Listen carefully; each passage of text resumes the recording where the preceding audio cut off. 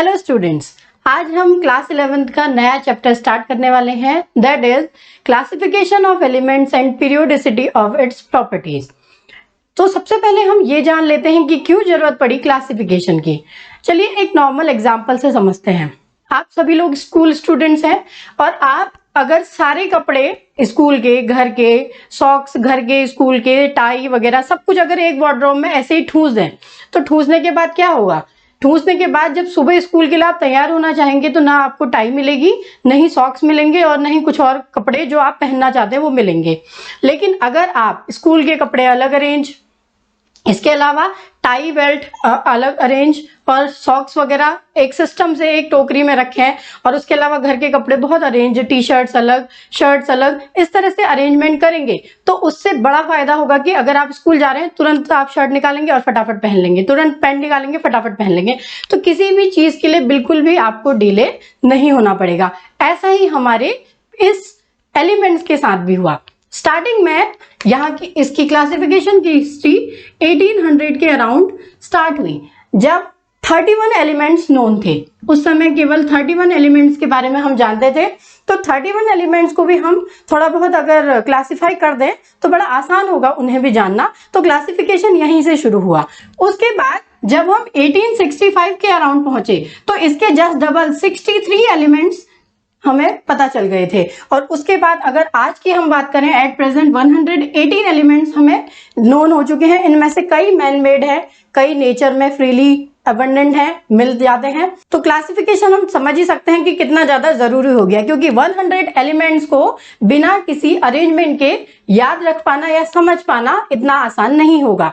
Starting में जो भी आपकी पीरियोडिक टेबल आई, हालांकि टेबल बनाने की शुरुआत मेंडलीफ ने करी थी 1865 के अराउंड, लेकिन इससे पहले कई साइंटिस्ट ने क्लासिफिकेशन पर काम किया। उनमें सबसे पहले थे डोबर्नियर। तो डोबर्नियर ने जो क्लासिफिकेशन किया उन्होंने अपने ट्राइड के माध्यम से उन्होंने किया। जैसे कि हम Li, Na और K को लें, लिथियम, सोडियम और पोटेशियम, इन तीनों का उन्होंने ग्रुप बनाया और उन्होंने कहा कि लिथियम का जो एटॉमिक मास है और पोटेशियम का जो एटॉमिक मास है, अगर इन दोनों के एटॉमिक मासेस को हम 2 से डिवाइड कर दें तो हम सोडियम का एटॉमिक मास निकाल सकते हैं। तो इस तरीके से इन्होंने कई बंच तैयार किए, लेकिन ये टेबल बहुत ज्यादा टाइम तक नहीं चल पाई क्योंकि सारे एलिमेंट्स के साथ ये क्लासिफिकेशन संभव नहीं हो पाया। कुछ का एटॉमिक मास तो निकल गया इजीली, लेकिन सभी का एटॉमिक मास निकाल पाना इजी नहीं था। और उसके बाद जो क्लासिफिकेशन आया वो था Newland law of octave. Newland ने अपने ऑक्टेव के माध्यम से, ऑक्टेव का मतलब उन्होंने क्या किया कि जैसे संगीत के 7 सुर होते हैं, दीज आर सा रे गा मा प ध नी, और उसके बाद 7वें सुर के खत्म होने के बाद जो अगला सुर आता है वो फिर से होता है सा, हालांकि उसमें बिंदी लगी होती है, लेकिन उन्होंने कहा कि जैसे सा के साथ ये अगला सा आएगा, इन दोनों की प्रॉपर्टीज या इन दोनों का साउंड लगभग सेम होगा। वैसे ही उन्होंने कहा कि अगर हम एक पीरियोडिक क्लासिफिकेशन करें एटॉमिक मासेस के अकॉर्डिंग और या एटॉमिक मासेस के बढ़ते हुए सीक्वेंस में, तो एक सीक्वेंस के बाद, एक टाइम के बाद उनकी प्रॉपर्टीज का रिपीटेशन होगा। एक बार हम पीरियोडिक टेबल बनाकर देखते हैं। तो न्यूलैंड का जो ऑक्टेव था वो सारे गामा पाधा नी से मिलता था कि 7 सुर शुरू हुए, अगला जो 8वां सुर आया वो पहले सुर से कॉमन था या पहले सुर जैसी प्रॉपर्टीज रखता था। ऐसे ही इन्होंने इस तरह से अरेंजमेंट किया। हालांकि उनका जो क्लासिफिकेशन था वो केवल कैल्शियम 40 तक ही एप्लीकेबल हो पाया, क्योंकि उसके बाद के कई एलिमेंट एक तो नोन नहीं थे और उसके अलावा सारे जो एलिमेंट थे अगर हम एटॉमिक मास के सीक्वेंस में अगर रख रहे थे तो उनमें पीरियोडिसिटी देखने को नहीं मिल रही थी। तो जैसे उन्होंने ये बंच लिया Li, Na और K, उन्होंने Li के पास जितने भी एलिमेंट आए उन सभी का अरेंजमेंट किया। Beryllium, boron, carbon, nitrogen, oxygen, fluorine. Fluorine के बाद जो अगला एलिमेंट आता है सोडियम 23, उसकी प्रॉपर्टीज लिथियम से मिलती जुलती हैं। प्रॉपर्टीज का मतलब उनके कई बार मेल्टिंग एंड बॉइलिंग पॉइंट में एक छोटा सा अंतर होगा, या उनके मेटेलिक लस्टर या मेटेलिक प्रॉपर्टीज, इन सब में सिमिलैरिटीज होंगे, या कई बार उनकी रिएक्शन करने के तरीके बिल्कुल सेम होंगे। तो इस हिसाब से उन्होंने उनका अरेंजमेंट किया और पाया कि एक जैसे ग्रुप में जो उन्होंने रखे हैं एलिमेंट्स, उन सब की प्रॉपर्टीज में कुछ कुछ सिमिलैरिटीज देखने को मिलती हैं। हालांकि ये पीरियोडिक टेबल बहुत लंबे समय तक नहीं चल पाई, क्योंकि जैसा मैं आपको बता चुकी हूँ केवल कैल्शियम 40 तक ही एप्लीकेबल था, उसके बाद के एलिमेंट्स के लिए ये एप्लीकेबल नहीं हो पाया। तो उसके बाद जो अगली पीरियोडिक टेबल आई वो पीरियोडिक टेबल थी मेंडलीव की। हालांकि मेंडलीव की पीरियोडिक टेबल आने से पहले लोथर मेयर ने भी पीरियोडिक क्लासिफिकेशन पर बहुत ज्यादा काम किया। उन्होंने भी किसी भी एटम या एलिमेंट के बॉइलिंग पॉइंट, मेल्टिंग पॉइंट, उनके फिजिकल अपीयरेंस, इन सब चीजों को लेकर के भी एक अपनी पीरियोडिक टेबल तैयार की थी। हालांकि वो मेंडलीव की पीरियोडिक टेबल से थोड़ी कमजोर ही साबित हुई। तो हम अगली जो पीरियोडिक टेबल पढ़ने वाले हैं वो है मेंडलीव की पीरियोडिक टेबल। आइए समझते हैं क्या है मेंडलीव की पीरियोडिक टेबल। तो मेंडलीव की पीरियोडिक टेबल के समय में 63 एलिमेंट्स नोन थे और उन्होंने एटॉमिक वेट के बढ़ते हुए सीक्वेंस के अकॉर्डिंग एलिमेंट्स का अरेंजमेंट किया और उन्होंने एक पीरियोडिक लॉ दिया और उन्होंने कहा कि किसी भी एलिमेंट की जो बेसिक प्रॉपर्टीज होती हैं वो उसके एटॉमिक मास पर या एटॉमिक वेट पर डिपेंड करती हैं। अब एटॉमिक वेट क्या होता है, सबसे पहले हम वो समझ लेते हैं। किसी भी एटम के बारे में जब हम पढ़ते हैं तो दो चीजें पढ़ते हैं, एक होता है एटॉमिक मास या एटॉमिक वेट, एक होता है एटॉमिक नंबर। जो मॉडर्न पीरियोडिक टेबल है वो एटॉमिक नंबर पर बेस्ड है और मेंडलीव की पीरियोडिक टेबल या उससे पहले जितनी भी पीरियोडिक टेबल्स आई या पीरियोडिक क्लासिफिकेशन जिन्होंने भी किया उन सभी ने एटॉमिक मास के अकॉर्डिंग किया। तो एटॉमिक मास होता है किसी भी एलिमेंट में प्रेजेंट प्रोटॉन प्लस न्यूट्रॉन। अब क्योंकि प्रोटॉन और इलेक्ट्रॉन किसी भी एलिमेंट में इक्वल होते हैं, यानी कि जितने प्रोटॉन होंगे पॉजिटिव चार्ज उतने ही इलेक्ट्रॉन होंगे यानी कि नेगेटिव चार्ज।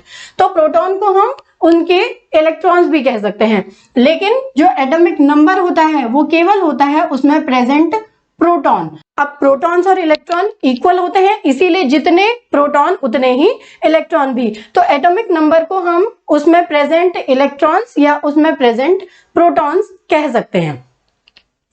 तो जो मेंडलीव का पीरियोडिक लॉ था वो कंप्लीटली बेस्ड था एटॉमिक मास पर। तो एटॉमिक मास के बढ़ते हुए सीक्वेंस के अकॉर्डिंग उन्होंने 63 एलिमेंट्स को अरेंज कर दिया और कई जगह उन्होंने कई सारे गैप्स भी रखे। लाइक आप देख सकते हैं यहाँ एक गैप है, यहाँ सारे गैप्स हैं, इसके अलावा बीच बीच में गैप्स दिख रहे हैं। इवन जो 9th आपका पीरियड है उस 9th पीरियड में एक भी एलिमेंट प्रेजेंट नहीं है। उन्होंने ये कहा कि इन गैप्स में जो भविष्य में ढूंढे जाने वाले एलिमेंट है उन्हें रख दिया जाएगा और ये कई जगह सही भी हुआ।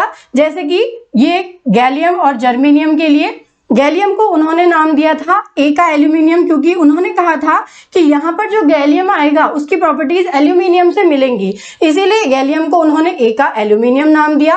और ऐसे ही जर्मेनियम को उन्होंने एका सिलिकॉन नाम दिया, क्योंकि उनका ये मानना था कि जो जर्मेनियम की प्रॉपर्टीज होंगी वो सिलिकॉन से मिलती जुलती होंगी।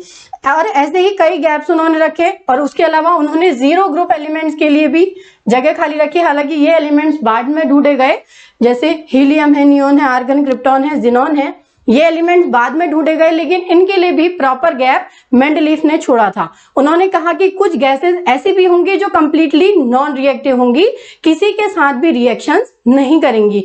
उन गैसेस को उन्होंने जीरो ग्रुप एलिमेंट्स में रखा। तो उन्होंने ओवरऑल 0 to 8 ग्रुप्स बनाए और 1 to 12 पीरियड बनाए, यानी कि मेंडलीव की पीरियोडिक टेबल में 8 ग्रुप थे इंक्लूडिंग जीरो को भी हम जोड़ेंगे तो ये 9 ग्रुप्स हमें नजर आएंगे और 12 पीरियड से। तो उन्होंने इस तरीके से अपना क्लासिफिकेशन दिया। तो जो मेंडलीव की पीरियोडिक टेबल थी वो अब तक के जितने भी लॉज थे उन सभी में सबसे ज्यादा सक्सेसफुल मानी गई, क्योंकि उन्होंने कई सारे अच्छी बातें भी अपने क्लासिफिकेशन में बताई, जो कि डोबे-राइनर-ट्राइट्स या फिर न्यूलैंड का ऑक्टेव लॉ नहीं बता पाया। लेकिन मेंडलीव के पीरियोडिक टेबल में कुछ ड्रॉबैक्स थे और इन्हीं ड्रॉबैक्स की बदौलत हमें मॉडर्न पीरियोडिक टेबल प्राप्त हुई। तो मेंडलीव का जो क्लासिफिकेशन है उसमें अब हम कमियों की बात करते हैं। कमियां जो थी उनमें ये थी, एक तो उन्होंने हाइड्रोजन का जो स्थान था उसे बिल्कुल भी फिक्स नहीं किया, क्योंकि अगर हम यहाँ रखते हैं हाइड्रोजन को तो हाइड्रोजन एक गैस है, बाकी नीचे के जितने भी एलिमेंट हैं वो सारे के सारे मेटल्स हैं। तो मेटल्स और नॉन मेटल्स को साथ में रखना किसी भी साइंटिस्ट के लिए डाइजेस्ट कर पाना जरा मुश्किल था। और उसके अलावा उन्होंने कई फालतू के गैप्स भी रख दिए और इन गैप्स में आज तक कोई एलिमेंट नहीं ढूंढा गया। और कई उन्होंने प्रॉब्लम्स की, क्योंकि उन्होंने एटॉमिक वेट के अकॉर्डिंग अपना क्लासिफिकेशन दिया था। तो अगली जो इनकी मिस्टेक थी हाइड्रोजन के अलावा वो थी आइसोटोप्स के बारे में उन्होंने नहीं बताया।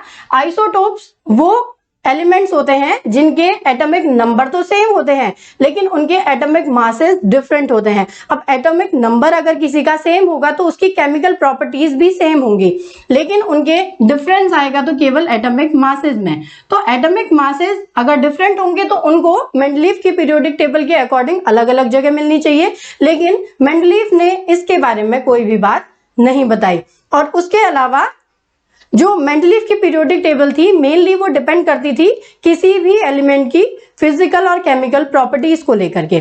उन्होंने वैसे मेनली 63 कार्ड्स बनाए थे और उन कार्ड्स में पर एलिमेंट उन्होंने उन सभी के नाम और कुछ प्रॉपर्टीज को लिख दिया था और फिर जो कार्ड्स एक जैसे सिमिलर प्रॉपर्टीज दिखा रहे थे उन कार्ड्स को एक साथ रख दिया और उसके बेसिस पर एक ग्रुप में उन्हें अरेंज कर दिया। जैसे कि यहाँ पर lithium, sodium, potassium, copper, rubidium, silver और सीजियम, उसके अलावा ये गोल्ड, ये सारे के सारे मेटल्स हैं और इनके प्रॉपर्टीज कई तरीके से एक जैसी थी। मींस इनके जो ऑक्साइड्स बन रहे थे या इनके जो हाइड्राइड्स बन रहे थे वो सेम प्रॉपर्टीज रखते थे, इसीलिए उनको एक ग्रुप में रख दिया गया। अब एक ग्रुप में तो उसे रख दिया लेकिन उनकी कई सारी प्रॉपर्टीज सेम नहीं हो रही थी, कुछ प्रॉपर्टीज में उनमें बड़ा ज्यादा डिफरेंस देखने को मिल रहा था। तो इन सभी का एक्सप्लेनेशन मेंडलीफ नहीं दे पाए। तो आई होप आपको ये वीडियो समझ आई होगी और पसंद भी आई होगी। अब मिलते हैं नेक्स्ट वीडियो में मॉडर्न पीरियोडिक टेबल के साथ। Thanks for watching.